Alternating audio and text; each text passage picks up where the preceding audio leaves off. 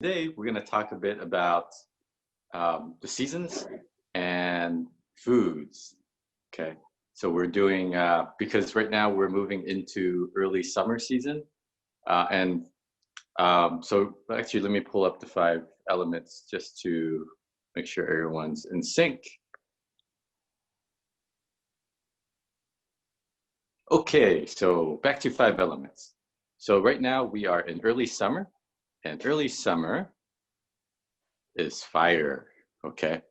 But early summer is also overlapping with Earth, okay? So why is that? Earth is the transition element, okay? So Earth is between all the different seasons. So between spring and summer, you have an aspect of Earth. So right now we have Earth energy as well as fire energy, okay? So in terms of Earth energy, what is that organ system related to? That's related to your digestive system, okay?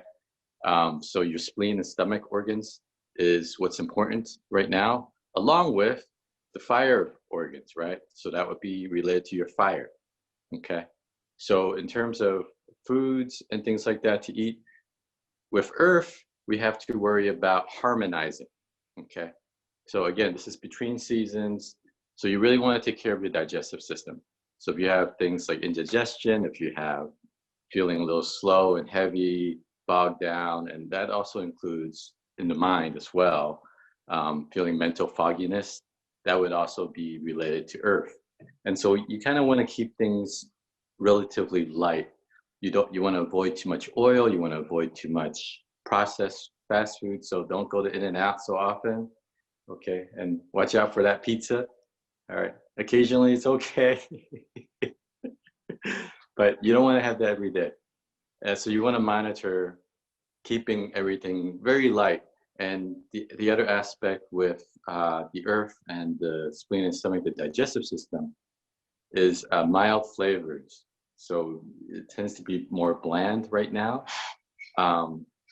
So like spicy foods, pungent foods, salty foods. So try to keep things very mild. So less salt, less of all those seasonings as we transition here.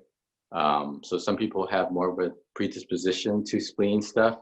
If you tend to have a lot of history of sweets, okay, so even though we say the flavor for the digestive system is sweet because it helps nourish the yin of the body and helps disperse the energy to all the rest of the organs.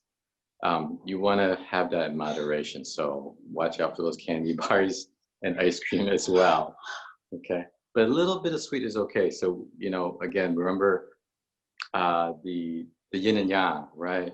That S curve, and so you want to find that balance within. Okay, so that's with the Earth, and that's the transition. So take care of your digestive system, and then regarding the fire. Okay, fire is related to the heart, and the flavor that we associate with fire is bitter. Okay, the bitter taste. Why the bitter taste? Because it's actually very bitter foods tend to be very anti-inflammatory, and they also have they sink the energy, so the energy will go down, and it's actually quite good for the fire because fire tends to rise up. So having some bitter foods helps calm down and control the fire so it doesn't go out of control. All right, so what foods are good for that? So let's give some examples, okay? So fire, you can look at the bigger picture. The color of fire is red, right? So we also associate foods with that. So the foods that are red in color, or more generally, things that have a brilliant color. So very colorful. And if you go to a farmer's market, you'll find that there's a lot more colors out that are for sale.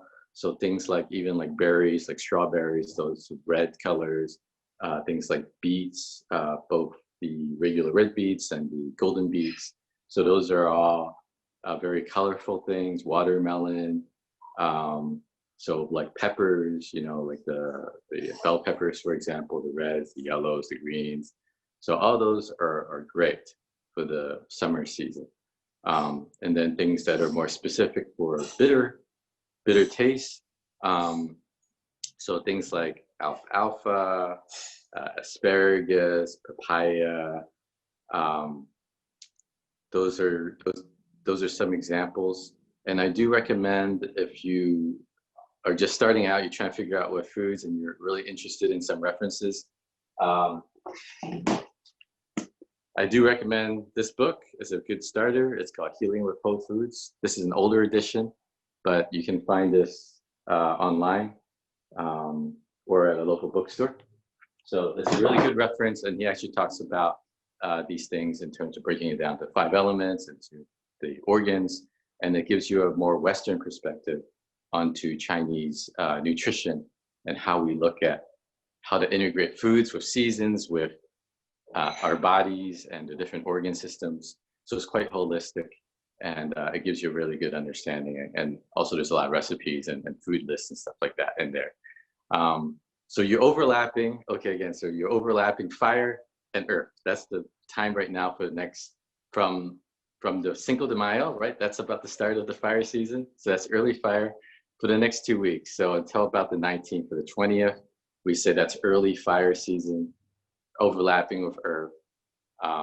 So spleen, stomach, digestive system you have to take care of, and the heart. Of course, the biggest thing with the heart is your emotions, right? So that's, so you want to take care of, like, if you're feeling a little depressed or you're feeling a little bit anxious, these are the emotions of fire, the challenges of fire at this time.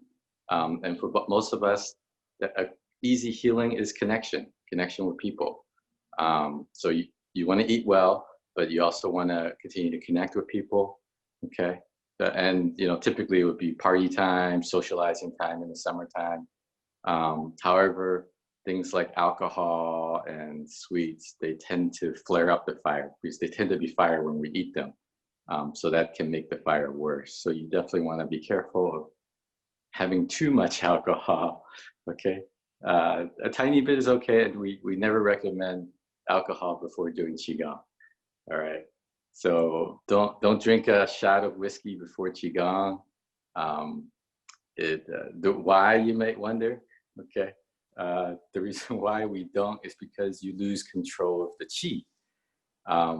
Of course, some of you may have seen, you know, those kung fu movies, like I did back when you were young, and they had the drunken kung fu, okay?